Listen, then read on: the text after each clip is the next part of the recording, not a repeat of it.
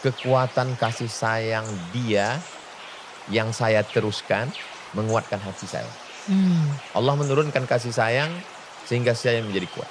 mmm, Kekuatan itu adalah kekuatan kasih sayang. mmm, Karena ada juga kalau kita tonton film-film barat itu kekuatannya kan dari kebencian dan balas dendam. betul Karena masa kecilnya disakiti atau karena pernah dilecehkan lalu membalasnya. betul. Tidak, bukan begitu yang saya temukan dalam ajaran ibu saya. Tapi lebih pada kasih Kasih sayang. sayang.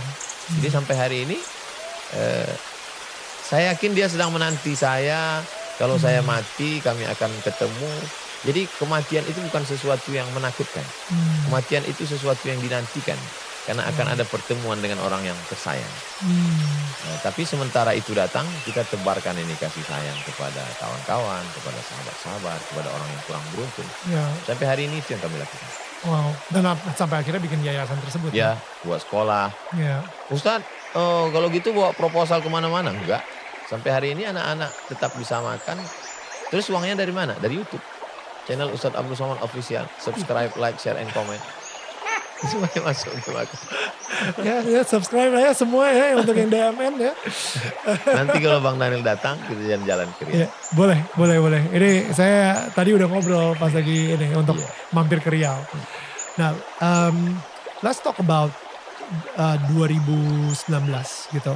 Nah 2019 itu emang sih saya ngelihat viral banget si, jujur nih saya bukan orang yang pembaca media. Saya bukan orang, wah ini abis itu saya langsung ngeliat kayak media ini saya cek Google dan lain-lain. Saya bukan tipe orang yang seperti itu. Bahkan tahun 2019 ketika ada orang yang bilang bahwa, nih men Ustadz Abdul Somad bilang ada jin kafir di salib Yesus gitu kan.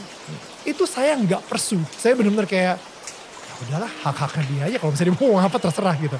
Sampai akhirnya tadi pagi baru saya memberanikan diri untuk nonton video tersebut. Iya.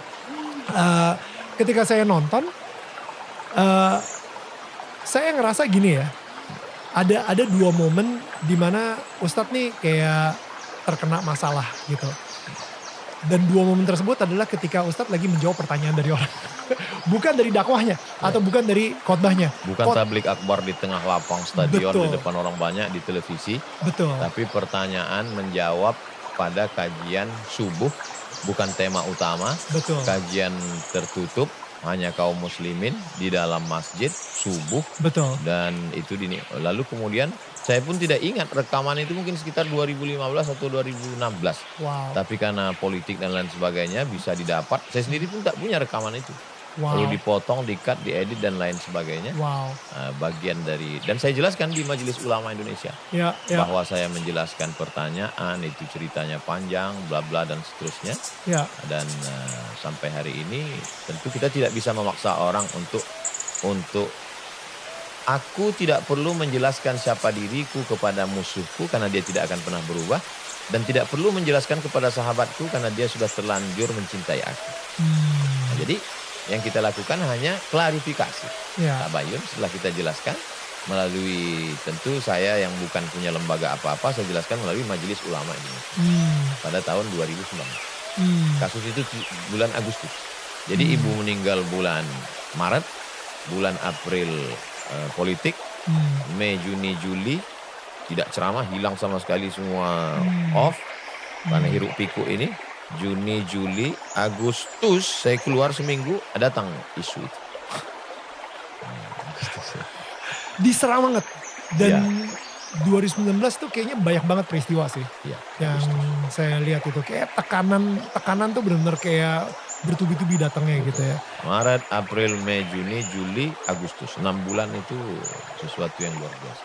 Hmm, Tapi hikmahnya di situ saya menyelesaikan disertasi S3 saya.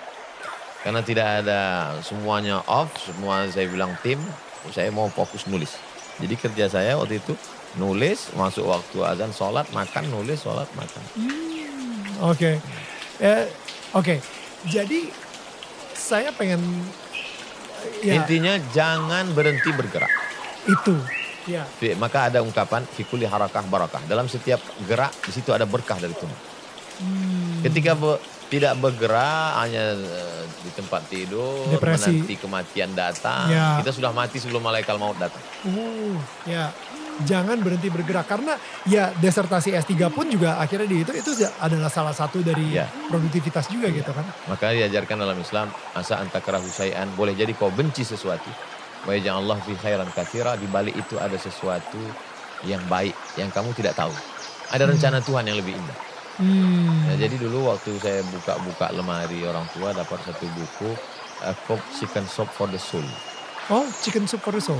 Bukunya sudah lama sekali, ketika Ya. tahun 92, saya kelas 2 SMP di Medan. Ya. Pas dapat tuh saya buka-buka, satu cerita yang saya ingat, ada seleksi untuk menjadi astronot. 3.000 orang dites, jadi 300, dari 300 jadi 30 lulus, dan satu orang ini nggak lulus. Ketika pesawat itu berangkat, dia tonton TV dengan tetesan air mata karena dia sudah malu keluar rumah. Tiba-tiba dalam hitungan detik pesawat itu meledak dan dia mengatakan, terima kasih Tuhan, untung saya nggak lulus. Nah, jadi sebenarnya buku itu kan tidak mengajak pembaca untuk marilah begini, marilah begono, enggak. Dia hanya memaparkan cerita, silakan mikir sendiri. Ya. Dan karena saya punya basic agama, saya kaitkan. Asa antakrahu syai'an, boleh jadi kau benci sesuatu. Sebenarnya kau sangat tidak ingin, tapi pada akhirnya di balik itu semua ada rencana yang lebih indah. Kita mau, Tuhan mau, dan kemauan kita terkalahkan oleh keinginan Tuhan.